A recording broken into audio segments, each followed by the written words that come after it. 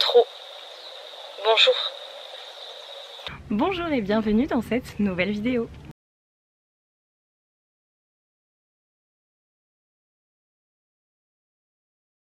Si vous ne me connaissez pas encore, je m'appelle Laura et j'ai décidé de partager avec vous ici ma passion pour la couture. Pour les personnes qui suivent déjà mes vidéos, vous allez voir que malheureusement la qualité n'est pas la même que d'habitude. Pour la simple et bonne raison que je filme avec ma caméra principale, celle avec laquelle je fais les plans habituellement.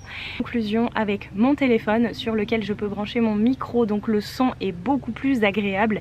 Et malheureusement, je n'ai pas pu, il faut dire que cette vidéo est un gros fail, ça fait déjà 4 fois que je la filme. Donc aujourd'hui je vous retrouve dans cette vidéo pour partager avec vous en compagnie de mon petit carnet dans lequel je note tous mes projets pour que ça m'aide et que je ne dise pas de bêtises.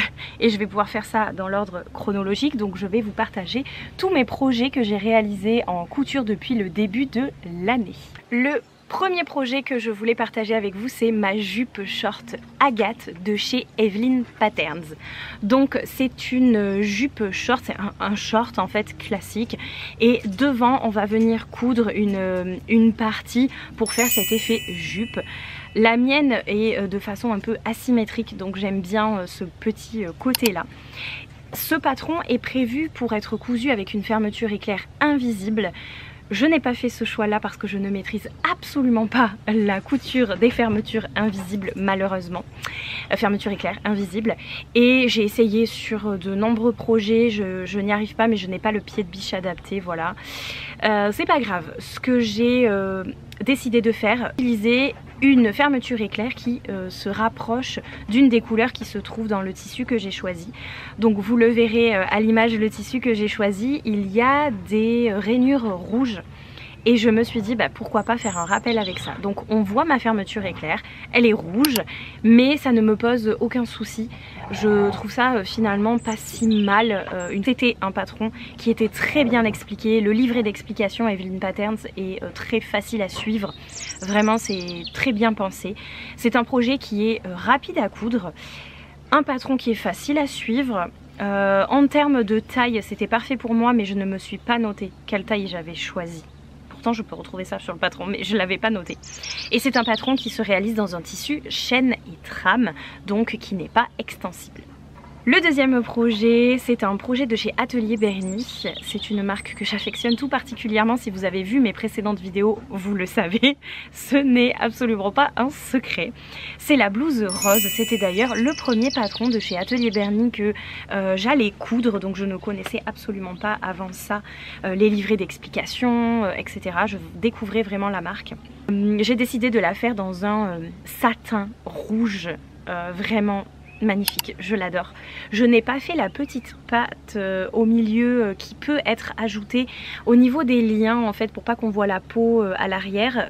Je regrette un petit peu ce choix là, donc ça m'est très personnel parce que je ne suis finalement pas très à l'aise de porter cette blouse sans avoir cette petite patte qui va cacher la peau et le sous-vêtement. Voilà, mais ça c'est très personnel. Donc moi j'ai choisi de faire la version manche longue, mais elle existe en manche courte, et la version doublée, et puis le satin que j'ai choisi sur l'envers, le tissu n'est clairement pas agréable, donc j'ai préféré la doubler pour être aussi à l'aise à l'intérieur et ne pas avoir un tissu qui me gratte ou qui me gêne. J'ai choisi de la faire en taille 46 et je me suis rendu compte, parce que je ne fais jamais de toile, voilà, il faut savoir ça, je me suis rendu compte que c'était trop grand. J'avais pris le tableau des mesures proposées par Atelier Berny et finalement c'était trop grand pour moi. Je me suis noté que c'était un patron qui était très facile à faire et à comprendre parce que le livret d'explication est complet, c'est très bien expliqué. Morgane fait des livrets d'explication qui sont vraiment très qualitatifs. Et c'est un projet qui se réalise dans un tissu chaîne et trame. Prochain projet, attention roulement de tambour, assez choquant pour moi, c'est encore du Atelier Berny. Je suis vraiment désolée, mais là je pense que jusqu'à la fin, oui, il n'y a que des projets Atelier Berny. Je sais que je ne coupe pas grand chose d'autre, mais j'aime énormément cette marque. J'aime beaucoup tout ce qu'elle propose en termes de patron, parce qu'on est sur quelque chose qui est intemporel. On peut s'amuser avec les matières, etc. Et je trouve vraiment qu'elle propose des patrons très complets. Donc jusqu'à la fin de la vidéo, ça ne sera que des patrons Atelier Berny que je vais vous présenter.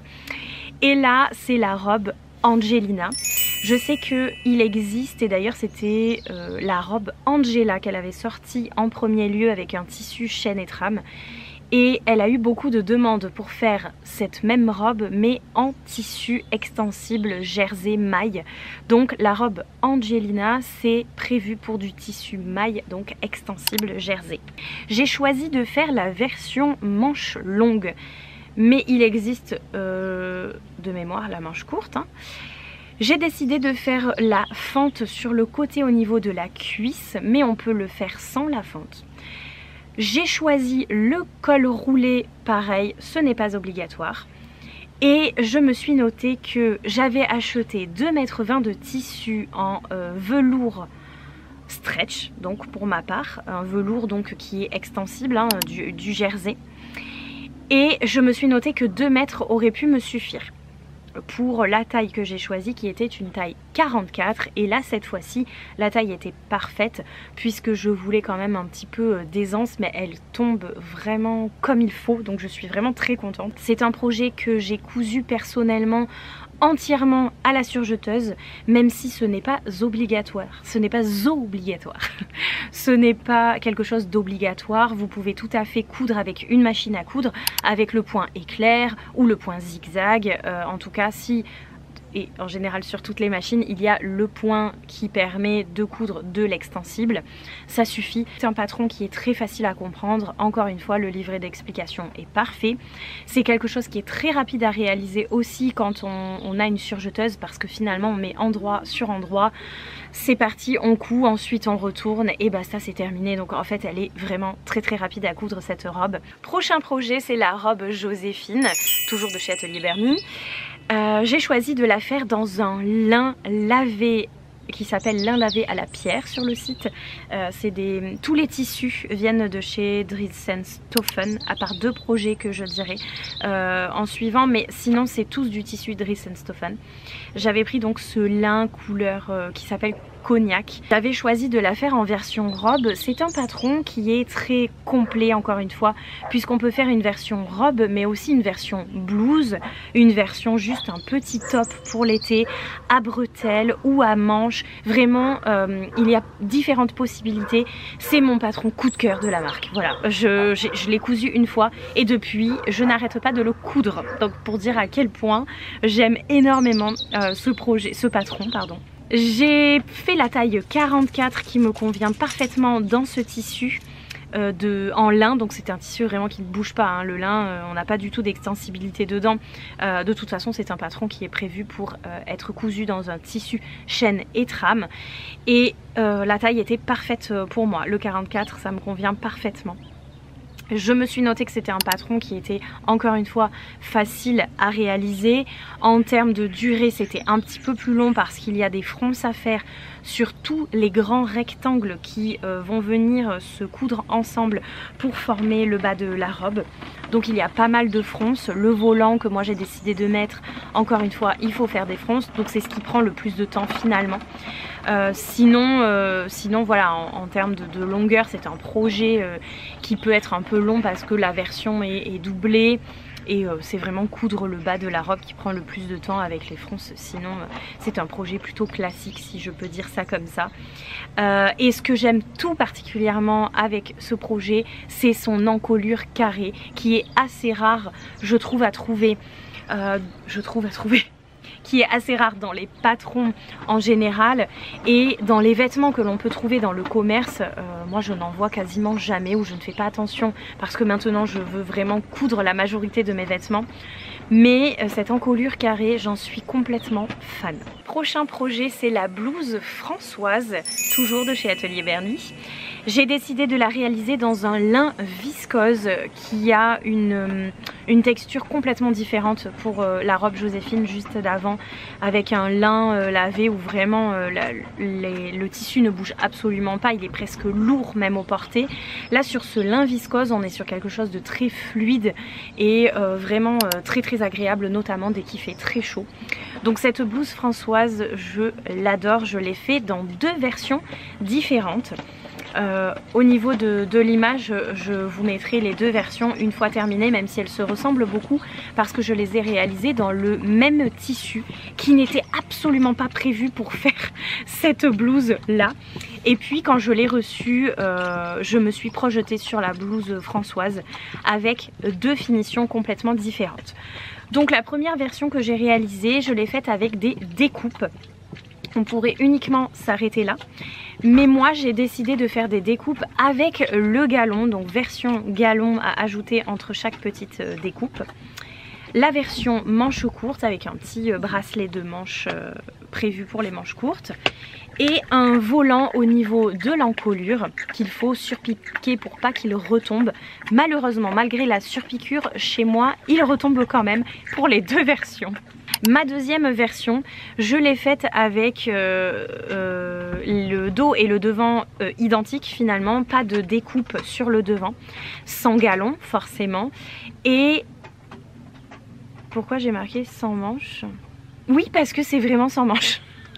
J'ai eu un doute, je me revois le porter très souvent et je me dis mais bien sûr que si, il y a des manches. C'est pas des manches, c'est la version sans manche, mais il y a juste ici un petit volant sur l'épaule.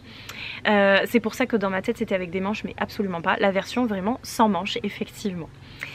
Donc ce sont finalement deux projets qui sont complètement différents en apparence alors que c'est exactement le même patron. J'ai fait une taille 44 et donc ça se réalise dans un tissu chaîne et trame comme vous l'avez compris. Encore une fois, la taille était parfaite. Donc moi, ma taille chez Atelier Berny, vous l'aurez compris, c'est la taille 44. C'est ce qui me convient parfaitement. Le patron est très facile à suivre, même si moi j'avais une crainte, c'était avec la découpe. La version découpe avec galon, j'avais un petit peu peur parce que je reprenais la couture depuis pas si longtemps que ça. Et bien finalement ça a été très facile, encore une fois le livret d'explication étant très clair, on se régale. Arrêtez là pour cette première partie, j'espère que vous aurez pu découvrir des patrons ou en tout cas profiter de ce partage de projets avec moi dans cette vidéo. Je vous souhaite une très belle semaine et je vous dis à la semaine prochaine ou à dans 15 jours, on verra ça, pour la partie 2 de mes projets cousus de 2025.